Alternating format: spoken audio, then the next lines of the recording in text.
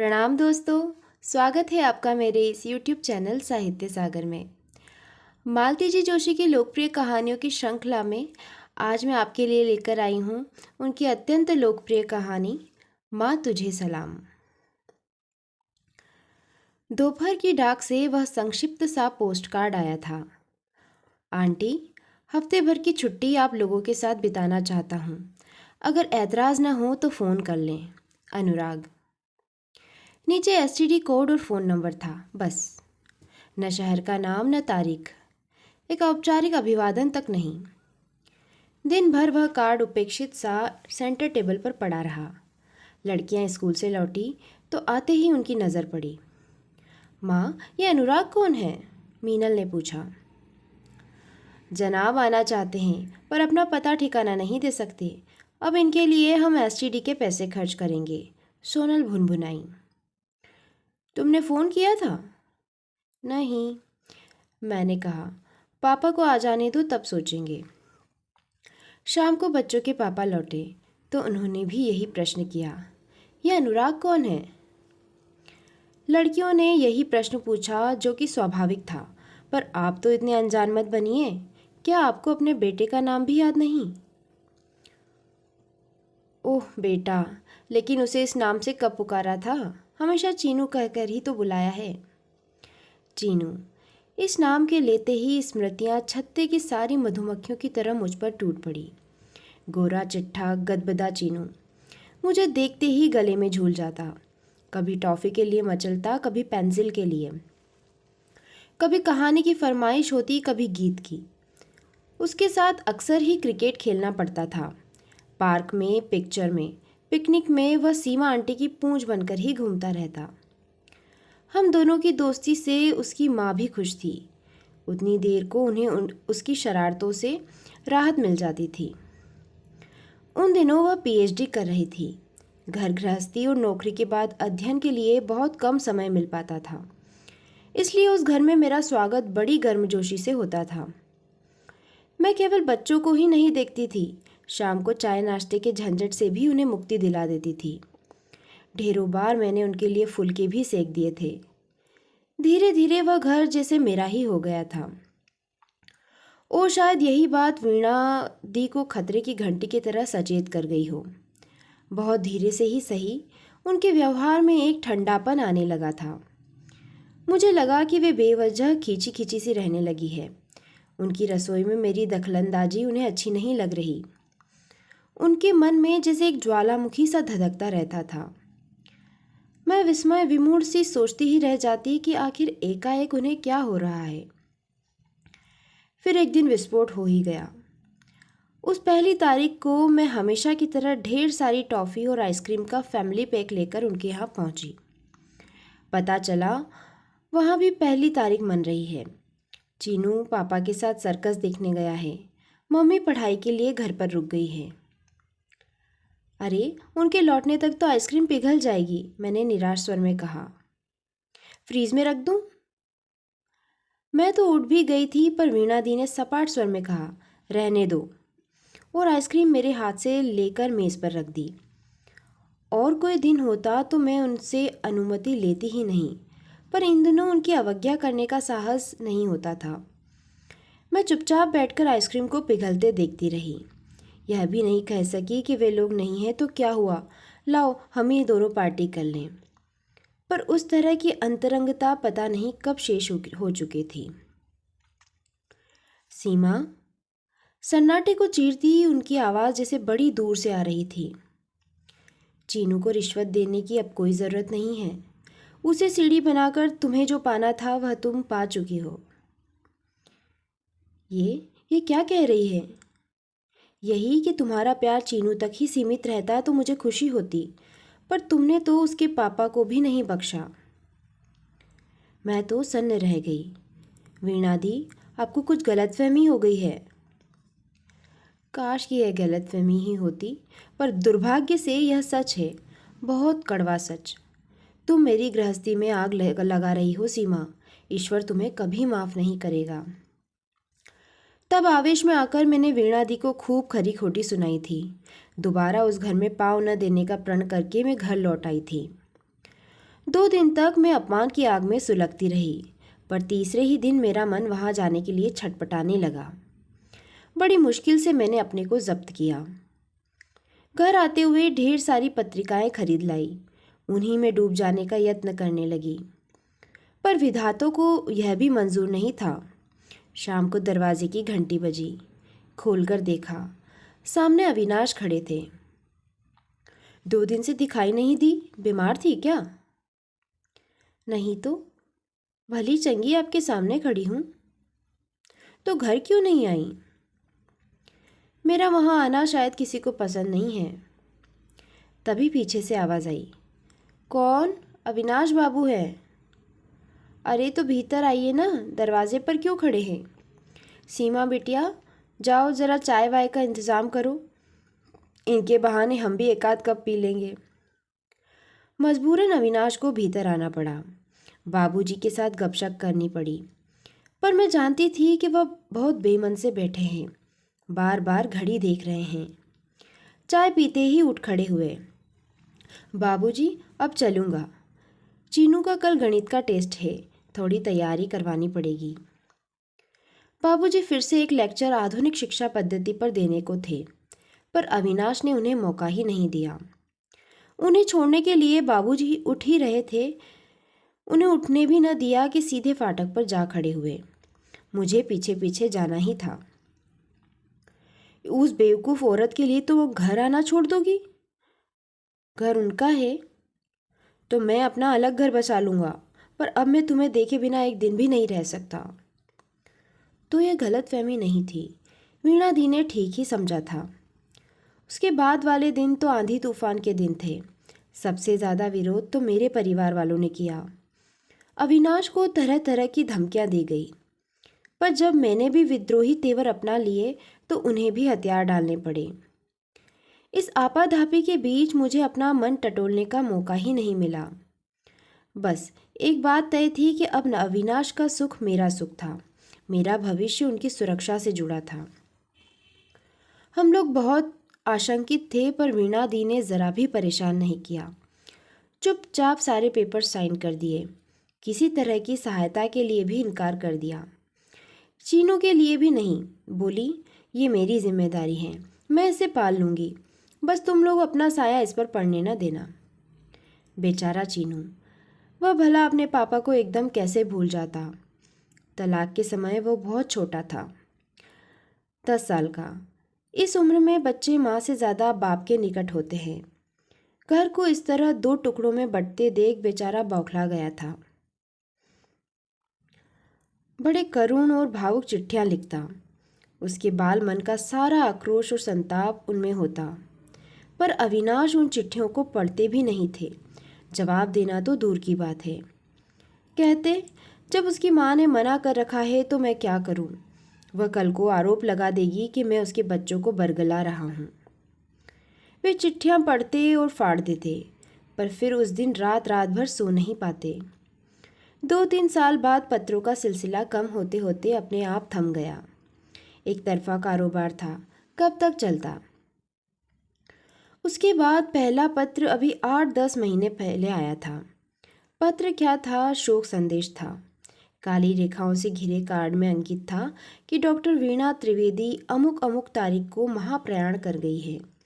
उनकी त्रयोदशी अमुक तारीख को है। नीचे यही हस्ताक्षर थे, अनुराग। मैंने इनसे पूछा था, जाओगे नहीं? जाने लायक कोई रिश्ता बचा भी है?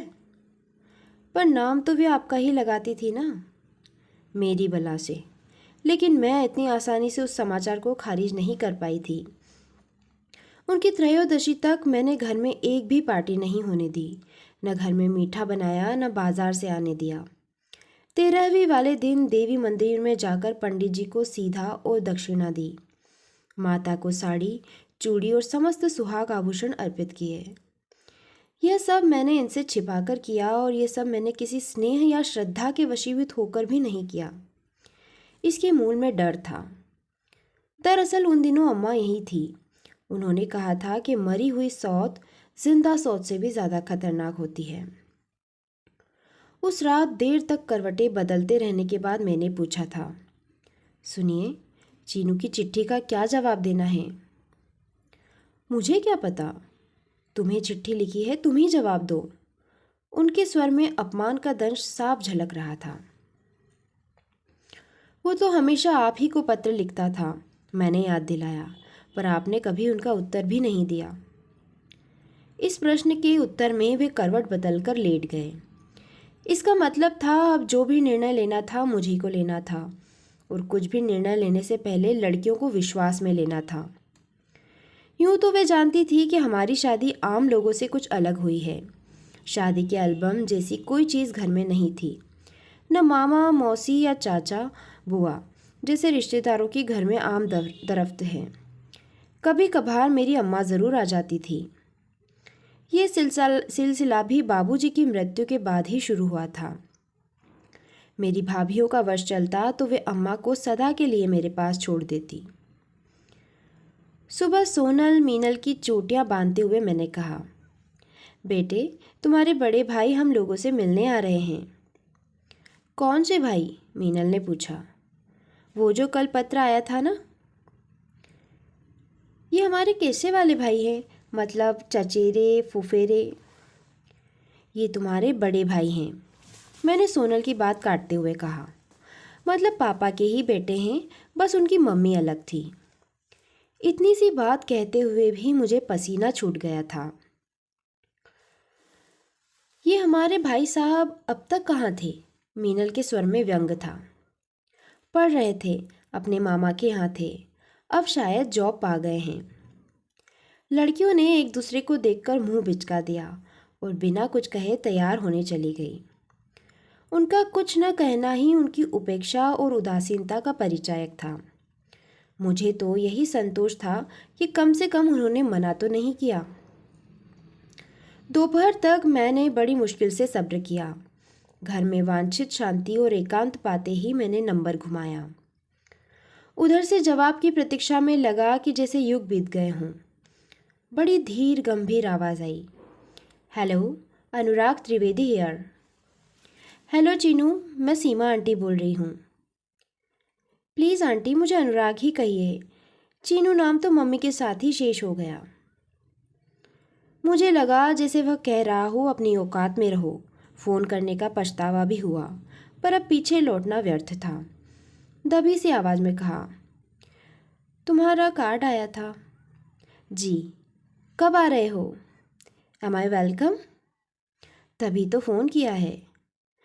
थैंक यू, चलने से पहले फ़ोन करूँगा। उसके पापा इतने कायर निकलेंगे ऐसी कल्पना नहीं थी। टूर का बहाना बनाकर मज़े से खिसक गए। यह भी नहीं सोचा कि स्थिति का सामना मैं अकेले कैसे करूँगी। लड़कियों को रोकना चाहा तो वो भी राज़ी नहीं हुई। बोली, जब आ रहे हैं तो 2-4 दिन रहेंगे ही, उसके लिए स्कूल को क्यों मिस करें, शाम को मिल लेंगे। फिर अकेले स्टेशन जाने की मेरी हिम्मत नहीं पड़ी। उसे पहचानने का कोई उपाय भी नहीं था। यही सोचकर संतोष कर लिया कि जवान लड़का है, जिस तरह उसने हमारा पता ढूंढ लिया था घर भी ढूंढ लेगा।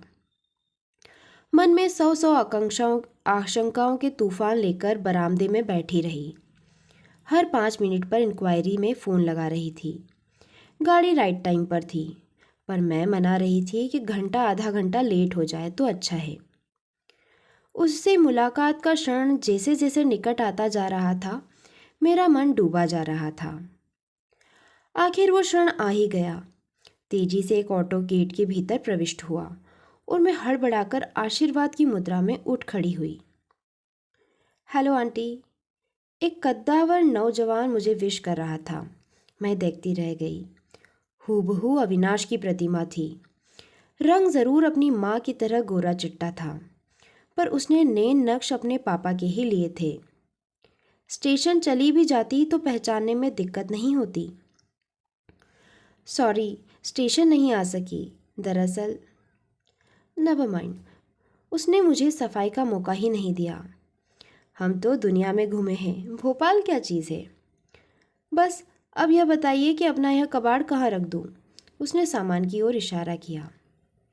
मैंने गोपाल को आवाज़ दी, भैया का सामान गेस्ट रूम में रख दो और फटाफट चाय चढ़ा दो। चाय रहने दीजिए आंटी, नहाकर सीधे खाना ही खाऊंगा।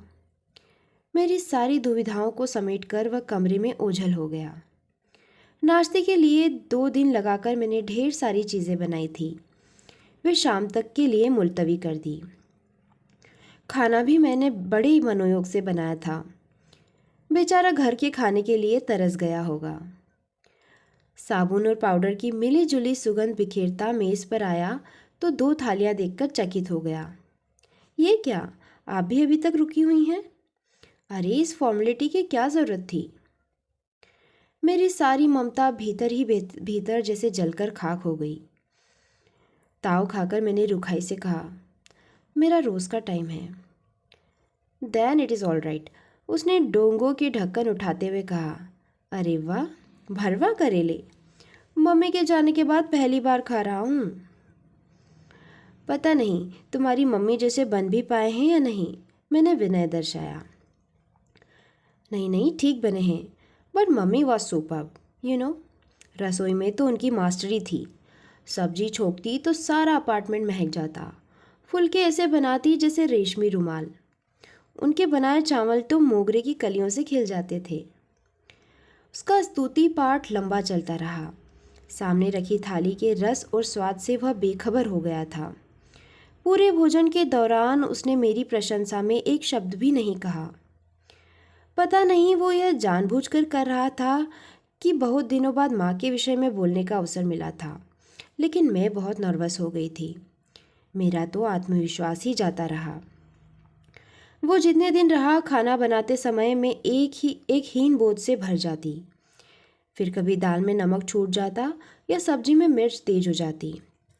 मेरी सारी मास्टर डिशेज उन दिनों फ्लॉप साबित हुई। हर बार उसे अपनी माँ के पाक नैपुण्य के याद करने का एक सुनहरा अवसर मिल जाता। शाम की चाय पर गरम समोसे बनाने का प्लान था, पर दोपहर के खाने के बाद मुझ में न तो उत्साह रहा न उमंग रही। मन पर एक तनाव भी था। अभी तो उसका लड़कियों से भी सामना होना था। पता नहीं वो भेंट क्या रंग लाएगी। ये बैठे बिठाए मैंने क्या मुसीबत मोल ले ली थी। जिस समय लड़कियां स्कूल से लौटी, हम लोग शाम की चाय ले रहे थे। वे हमेशा की तरह चहकती हुई घर में दाखिल हुई, पर अपरिचित अतिथि को देखकर दरवाजे में ही ठिठक गई। शायद उसके आने की बात इस बीच उनके मन से उतर चुकी थी। मैं परिचय की रस्म निभाने की सोच ही रही थी कि वो उठ खड़ा हुआ। हेलो, आई एम अनुराग। और आप दोनों? ठहरिए, लेट मी गेस।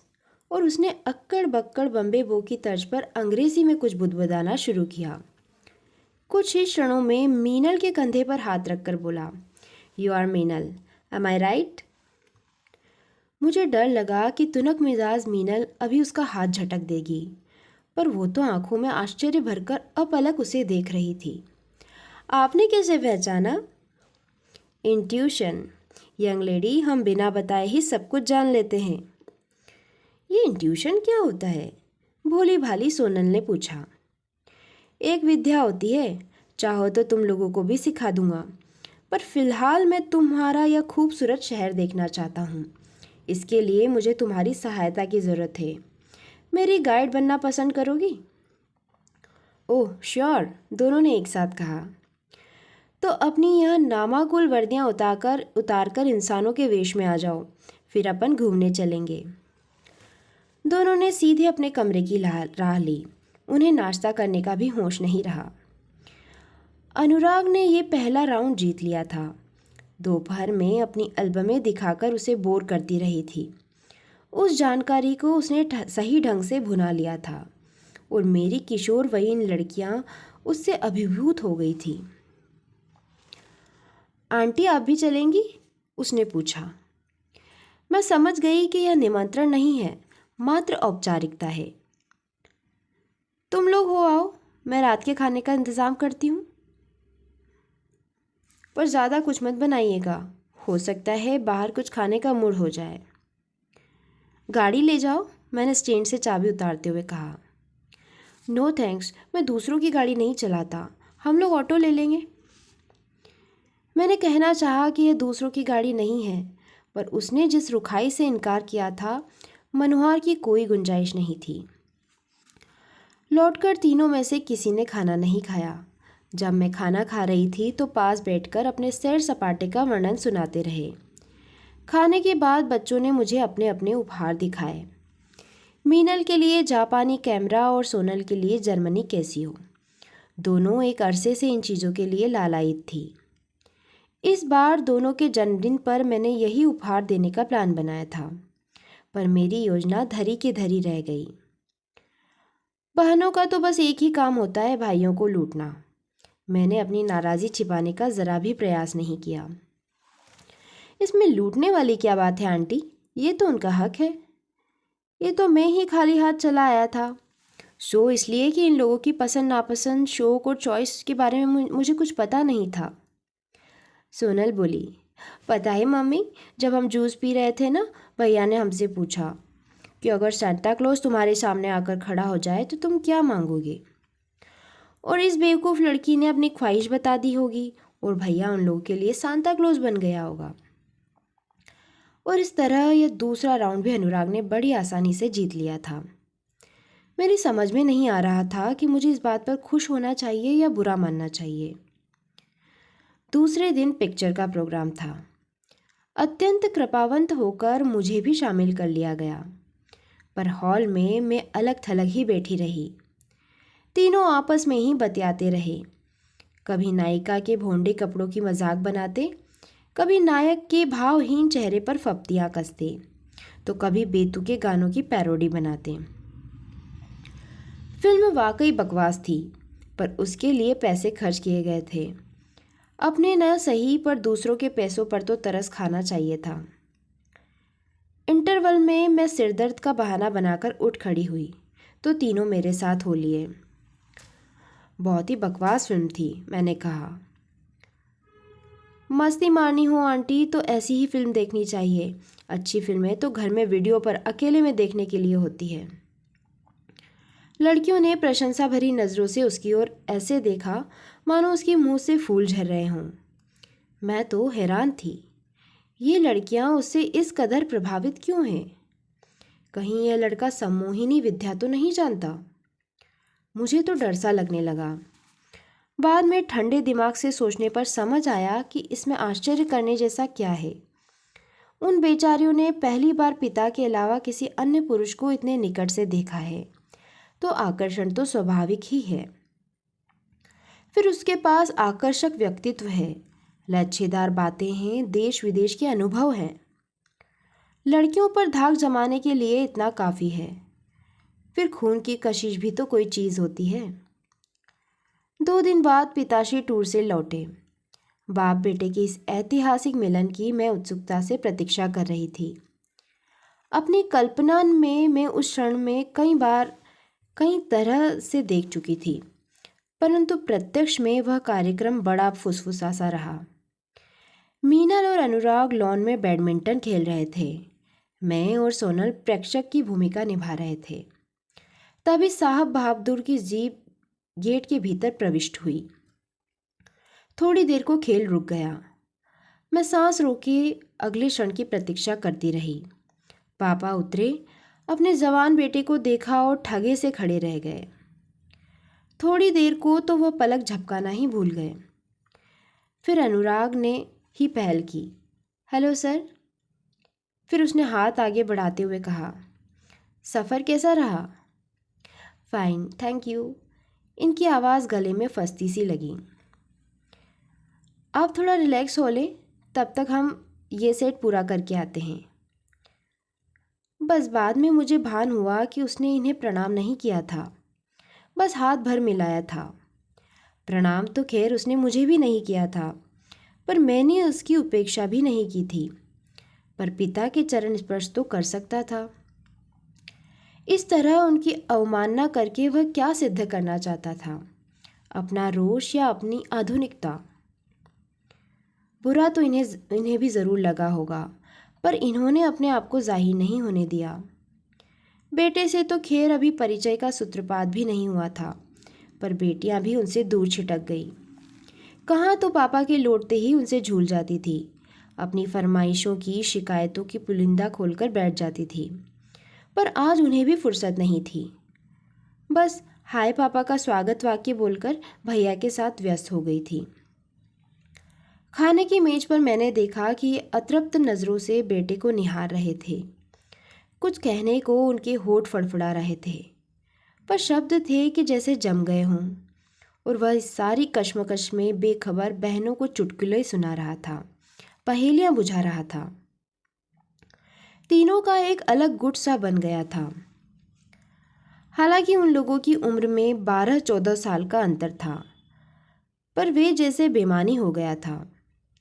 वे अपनी उम्र से 4-5 सीढ़ियां नीचे उतर आया था और लड़कियां भी अपना लड़कपन छोड़कर एकदम प्रगल्भ हो गई थी। उन तीनों में गहरी छन रही थी।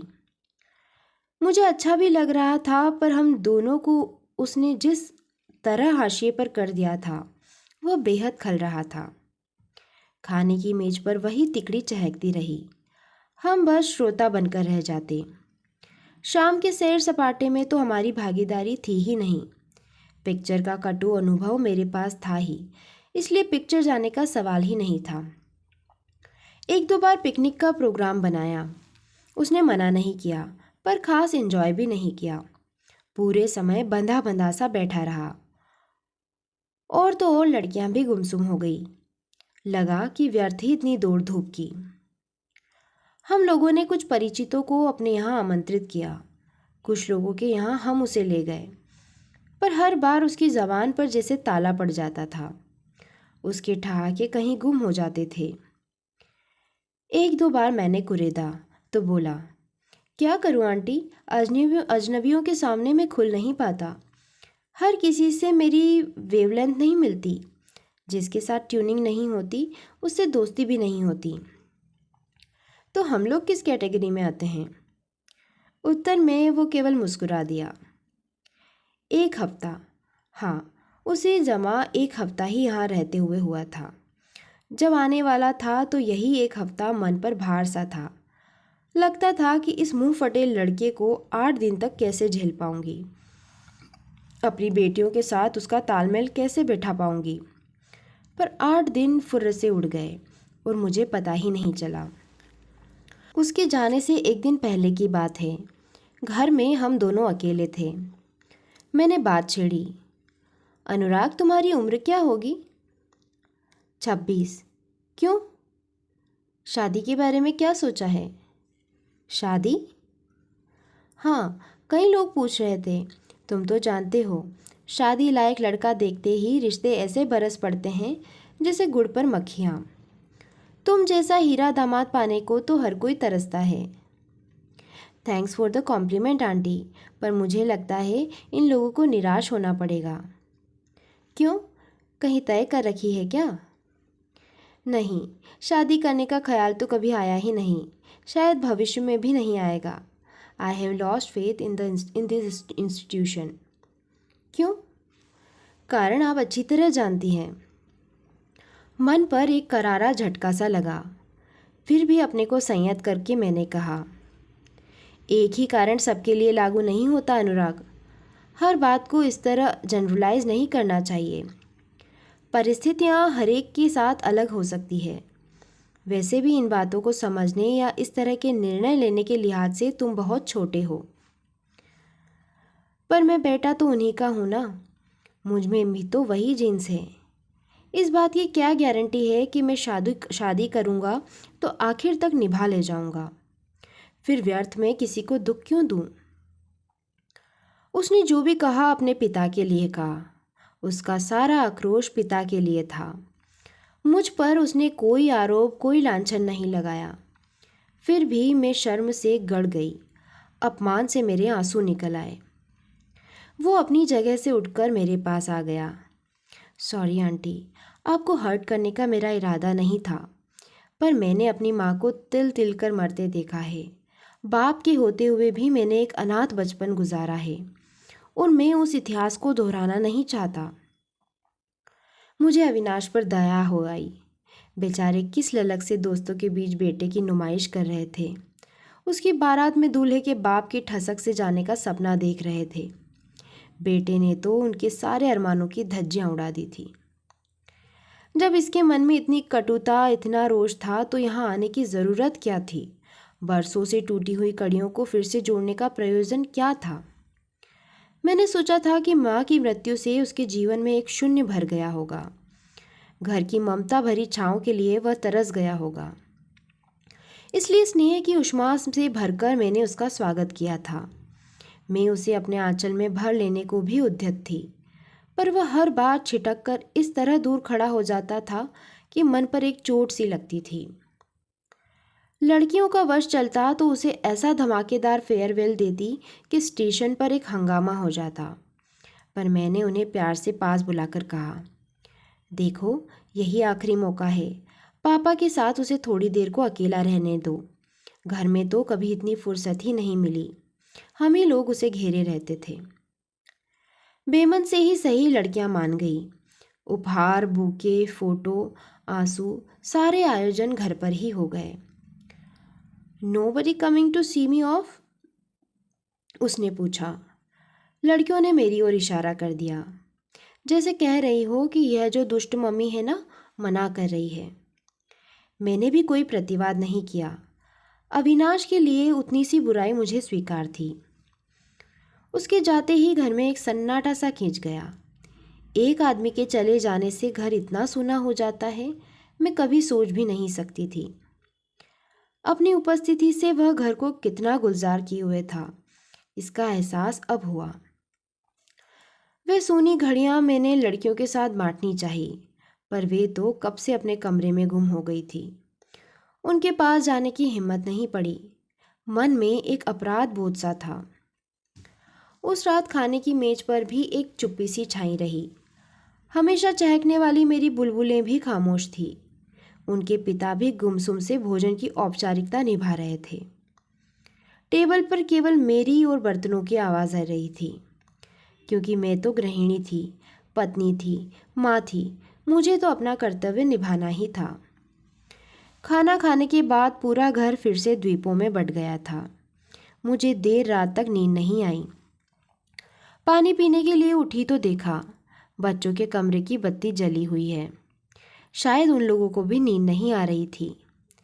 सोचा थोड़ी देर चलकर उनके पास बैठूं, उनके भैया की बातें करूं ताकि मन कुछ हल्का हो जाए। बेचारी इतनी सी तो है।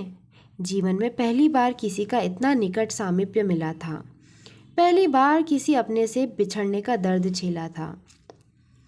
मैंने धीरे से कमरे में प्रवेश किया। दोनों जाग रही थी और बीच वाली मेज पर अच्छी खासी फोटो प्रदर्शनी लगी हुई थी। ये कहाँ की फोटो है? भैया के साथ खींची थी ना? मैंने पास बैठकर मुआयना किया। सचमुच बड़ी सुंदर तस्वीरें थीं, पर उन ढेर सारी तस्वीरों में हम दोनों की एक भी नहीं थी। मन में एक टीस सी उठी। भैया कितने क्यूट लग रहे हैं ना? भैया is so handsome, he is so smart. भैया का प्रशस्ति गान जैसे रुकना ही नहीं चाहता था कि एकाएक सोनल ने पूछ लिया, मम्मी, बड़ी मम्मी बहुत बहुत फेयर थी ना? हाँ, क्यों? तभी तो भैया का रंग भी एकदम साफ है। बच्चे अपने मम्मी पापा से ही तो इनहेरिट करते हैं। काश मम्मी आप भी इतनी फेयर होती। मीनल एकदम बोल पड़ी। किसी ज़माने में छत्रपति शिवाजी ने यही बात एक अद्वितीय सुंदरी से कही थी कि काश मेरी माँ भी आपकी तरह सुंदर होती। शिवाजी का यह वाक्य इतिहास बन गया, पर मीनल का यह वाक्य मेरा उपहास कर रहा था। अपने सांवले रंग को लेकर मैंने कभी शर्म महसूस नहीं की। कॉलेज में तो मुझे कृष्णकली का लुभावना खिताब मिला हुआ था। अपने बच्चों में भी मैंने कभी किसी तरह का कॉम्प्लेक्स पनपने नहीं दिया, पर अनुराग का दमकता रंग उनमें एक हीन भावना का बोध भर गया था। इसे दूर करने में मुझे पता नहीं कितने दिन लग जाएंगे। इस नाजुक उम्र में हर बात बच्चों के मन में गहरे बैठ जाती है। मम्मी, क्या आप बड़ी मम्मी को जानती थी? हाँ, हम लोग एक ही कॉलोनी में रहते थे। आपने जब पापा से शादी की तब क्या वे जिंदा थी? मैं अवाक। मीनल यह सब क्या पूछ रही है? क्यों पूछ रही है? वो क्या है ना मम्मी कि हमारी क्लास में एक कविता है, उसकी एक दीदी भी है सविता। जब सविता दीदी की मम्मी की डेथ हो गई ना, तब उसके डैडी ने कविता की मम्मी से शादी की। लेकिन भैया बता रहे थे। भैया क्या यही सब बताने के लिए यहाँ आए थे? मुझे सचमुच ताव आ गया था। सामने होता तो मैं अनुराग का मुंह नोच लेती, लेकिन उसकी दोनों बहनें परोक्ष में भी उसकी आलोचना सुनने के लिए तैयार नहीं थी। क्या बात करती हो मम्मी? भैया बेचारे तो हम लोगों से मिलने आए थे। उन्होंने ऑस्ट्रेलिया में नया जॉब ले लिया है। न जाने से पहले सारे रिश्तेदारों से मिलने जाएंगे। पूरे 2 महीने का टूर है। और मैं समझ रही थी कि कुल जमा 8 दिन की छुट्टी लेकर वह केवल हमसे मिलने आया है। मन खट्टा हो गया। ऑस्ट्रेलिया वाली खबर से भी मन आहत ही हुआ। इतनी बड़ी बात उसने इन टुइयों सी लड़कियों को बता दी और हमसे जिक्र तक नहीं किया। और मम्मी, उन्होंने अपने से हमें कुछ नहीं बताया। सोनल अब भी उसकी सफाई दिए जा रही थी। मीनल ने पूछा कि आप मम्मी को आंटी क्यों कहते हो? तब उन्होंने बताया कि पुरानी आदत है, आसानी से छूटती नहीं है। मुझे बहुत ताव आया। जनाब पुरानी आदत की बात कर रहे हैं? हमें तो बड़े साफ शब्दों में समझा दिया था कि चीनू ना कहा करे। बेचारे अविनाश, उन्होंने एक दिन भी उसे नाम लेकर नहीं पुकारा। अनुराग जबान पर चढ़ता नहीं था और चीनू कहते डर लगता था, क्या पता सबके सामने ही टोक दे। मम्मी, आपने ये अच्छा नहीं किया, मीनल धीर गंभीर आवाज में कह रही थी। क्या अच्छा नहीं किया? आपने उनसे पापा को छीन लिया। मैं सन्न रह गई। अपने ही बच्चे कभी इस तरह कटघरे में खड़ा कर देंगे, सोचा भी नहीं था। इसके बाद वहां बैठना असंभव ही था। किसी तरह अपनी रुलाई रोककर मैं कमरे में चली गई। सुना आपने? आपका लाडला बच्चों के मन में कैसा जहर बो रहा है। कमरे में जाते ही मैंने गुहार की, पर उस गुहार की, उस शिकायत की कोई प्रतिक्रिया नहीं हुई। कमरा खाली था। मैं इन्हें अच्छा भला सोता छोड़ गई थी। मैं इसलिए उठ गई थी कि मेरे बार बार करवटें बदलने से उनकी नींद उजड़ सकती थी।